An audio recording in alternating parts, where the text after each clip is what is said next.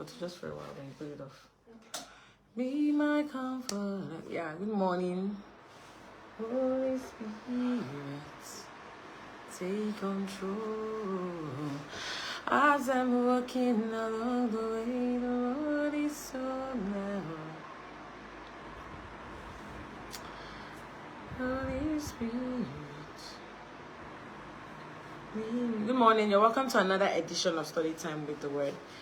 My name is Hilda, and we've been looking at the topic diligence. Okay, diligence. Yesterday we talked about why certain persons put in so much effort and yield little result or no result at all.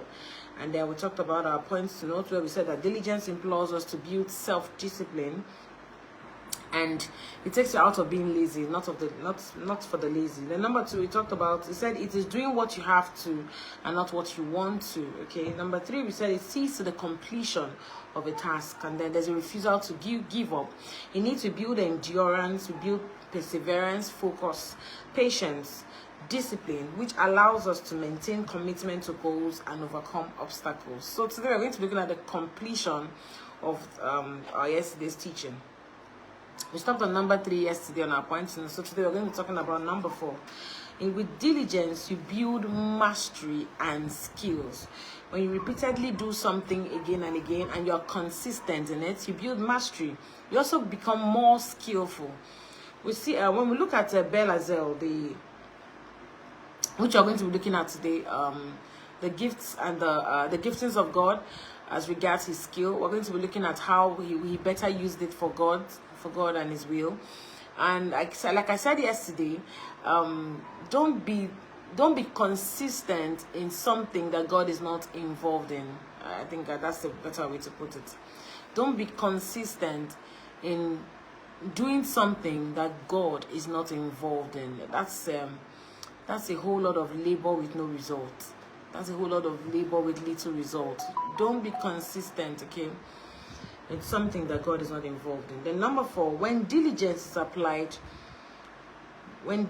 is not applied, we can experience losses and fall short of God's standard. It prevents us from achieving God's purposes for our life. There is nothing that God has called you to do that you don't need diligence for.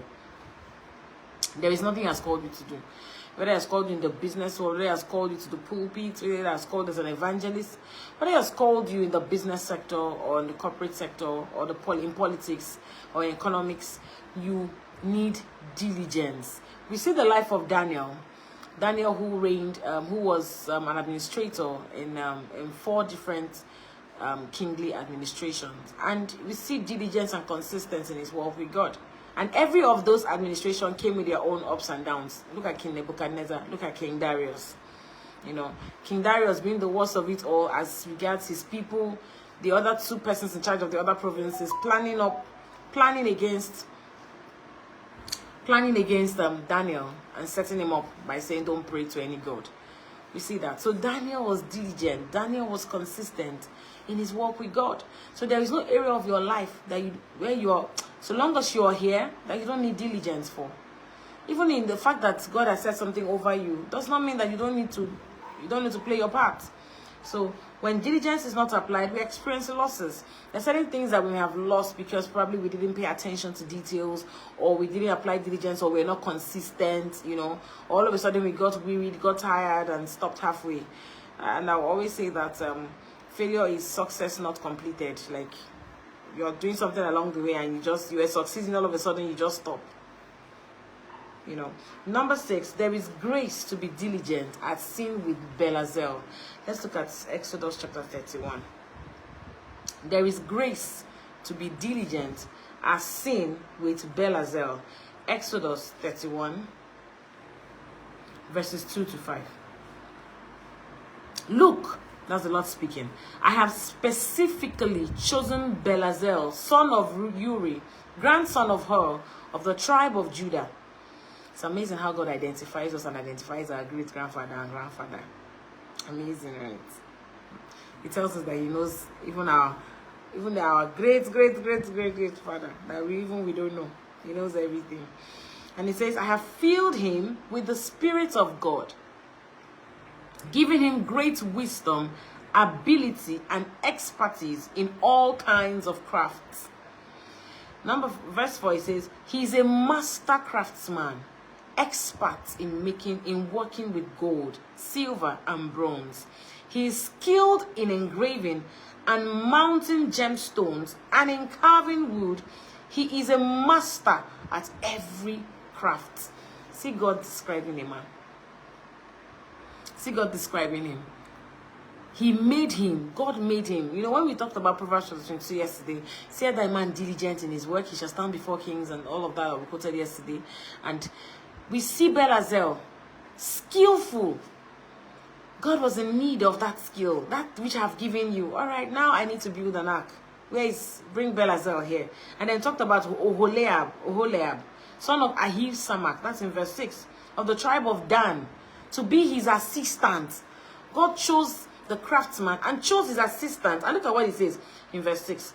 Moreover, I have given special skill to all the gifted craftsmen, so they can make all the things I have commanded you to make. What do you have that you have not been given? Then why make boast of it if it's not originally yours? Why?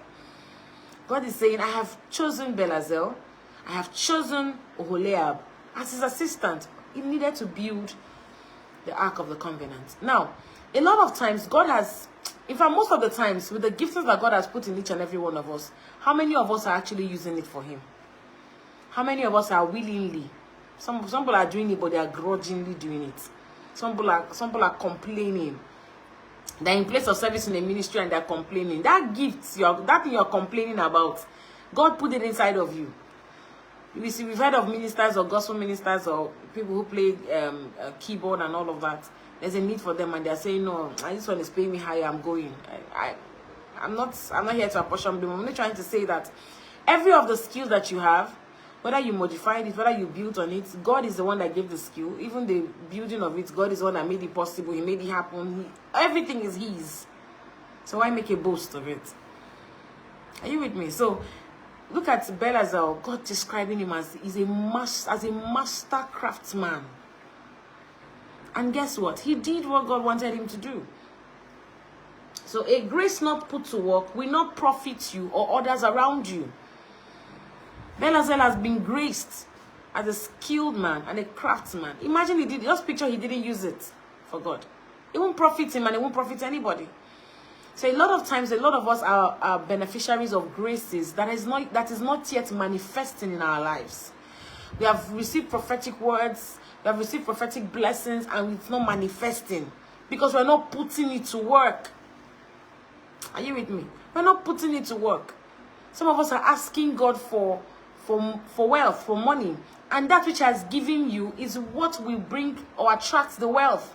But because we lack the wisdom of how to use what has been given to us, we stay praying to God to answer to us in areas he has already answered. I don't know, I believe I communicated that right. Are you with me? So we are praying to him to answer us in areas he has already answered. But probably we don't have the wisdom. We lack the understanding. We lack the direction as to what to do with what has been given to us. When God gives you a gift, he teaches you what to do with it and how to use it. So when you receive from him and just like, that's it, I've arrived. No. Even when God gives you wealth, seek him as to what to do with it. Don't arrive by just receiving. Arrive by completing what he has called you to do. Arrive by finishing, lose it. Are you with me? I've always said that money is like a visitor. He comes to your place and then finds his way to another person. He's loyal to no one. He's loyal, not loyal to anybody. Are you with me? Do you understand? You are the determinant factor of whether the money stays with you or not. So don't just arrive by receiving. Arrive by finishing what God has called you to do. Number 6. Okay, we talked about that already. Number 7. Diligence makes us productive. Sorry, our network was really... Like I said, diligence makes us productive, profitable, and accountable. Let's look at Proverbs chapter 21, verses 5a. It says, good planning and hard work leads to prosperity. You know, diligence helps you to live beyond the now. Live beyond. A lot of us are living for the moment. That's not a good way to live. You know, when you don't see beyond yourself, when you don't see beyond now, your work with God will be limited. Are you with me? So diligence makes you productive, profitable, and accountable. Because when you're diligent, when you're diligent, you have an understanding that I'm accountable to someone. I have to tell what I did with what has been committed to me. Okay. And then it makes you profitable. There's no way you'll be diligent in what God has called you to do and not experience profiting. There's no way. There's no way. You know, then number 8, diligence can help you create wealth, be a blessing to others, and make a positive impact in the society. Diligence can help you create wealth, can cause you to create wealth or attract wealth. Then be a blessing to others and make a positive impact in the society. Proverbs chapter 10, verses 4. It says, lazy people are soon poor. Hard workers get rich. You know, hard workers get rich. Then let's look at, we already read that in Proverbs chapter 22, verses 29. Say that a man diligent in his work. Diligent. Are you diligent in what God has called you to do? Like I said yesterday, don't just be diligent in the wrong things. Don't just be diligent doing the wrong things. Be diligent in what God has called you for. First and foremost, have you discovered what God is calling you to do? Sometimes some of us are expecting to hear God expressly by a loud voice or a thunder lightning from heaven and all of that. It's, you know, most of the times it could infuse in you the desire. And that desire could be drawing you into what God has called you for. And then in doing it, you find fulfillment because it glorifies God. So if all that you're doing does not glorify God, or you're doing it for self, it means that you are yet to find a pure intent and motive, or you are yet to discover in completeness what God wants you to do. Sometimes we may have started with God's instruction. Along the way, we may have missed it. Sometimes we didn't even start with instruction. And what God does not start with you, He's not obligated to finish it. If you started it, you finish it. But if He started it, He will see to the completion of it. Then number 9, it can foster trust and positive relationships. Diligence foster trust. People can trust you, you know. There's any persons that are into a particular line of business, and they know that they are graced in that area.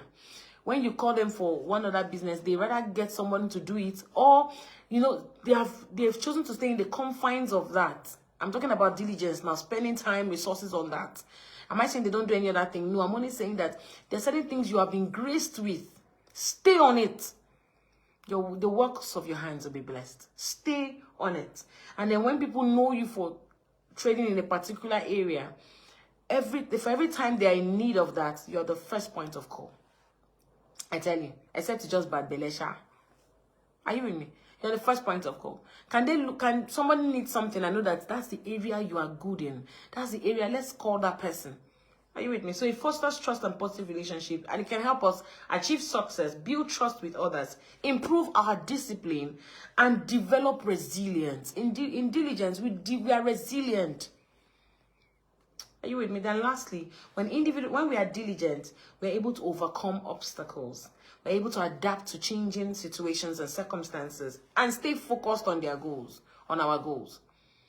When we are diligent, we're able to overcome obstacles, because the focus is that that thing you're doing, you need to bring it to its completion by the help of God. So when the obstacles come, you just know it is going to work in your favor. You just know it's for a season. You just know that it's there to aid you to move. Are you with me? It helps us also stay focused on our goal. So in all that I've said today, I want us to take this note home. Refuse to be irresponsive and ignorant to the purposes of God for your life. Refuse to be irresponsive. What do I mean? Respond to the will of God. Respond to the love of God. Refuse also to be ignorant. Walk in knowledge. My people perish for lack of knowledge. Walk in the understanding and the knowledge of God's purposes for your life. Refuse to be irresponsive. Don't be nonchalant. Don't be lackadaisical. Whatever it is that you're doing, don't be laid back. There's some persons, that have a business in some certain point, and they're supposed to resume by 8, by 9, by 7:30 they're still in bed, by 8 they're still in bed. And if you ask them, say, because I'm the boss, that's why. Be diligent. If you're even, it doesn't matter if you're the visionary, it doesn't matter if you're the owner of the company. If it's 9 a.m., resume 9. Be there if possible before your staff. Are you with me? Resume 9. Don't be laid back and say, after all, I'm the boss. Nobody will ask me. You're accountable to someone. Hello. And even if you don't have that, if you don't have that spirit of accountability, give it some time. Your business will pack up. Be diligent. Be disciplined. It doesn't matter whether you have somebody above you or not. Ensure that it's your life. It's part of the way that you live. You live like I know that I'm going to account to God for what I did with my time. You live like I know that discipline is a life. Diligence is a life I want to be committed to. Whether in business, whether in my walk with God, be diligent. Okay? Be diligent. And in diligence, you build integrity. You build integrity. Are you with me? Thank you so much for joining us today. Tomorrow we're going to be looking at scriptural examples as the blessings of diligence. We're going to be looking at that tomorrow. I've highlighted some of the characters in the scripture I said to us yesterday we're going to be talking about, and it's really going to bless us. Okay, thank you so much for joining us on today's edition of Study Time with the Word. I'll be here again tomorrow by 9 a.m. Please don't forget to join us, and our Soaring Daily is out every morning. Please don't forget to listen to it today. That's your word charge for the day. We also have our love nuggets every morning. My name is Hilda. I'll be here again tomorrow. Thank you, and God bless you.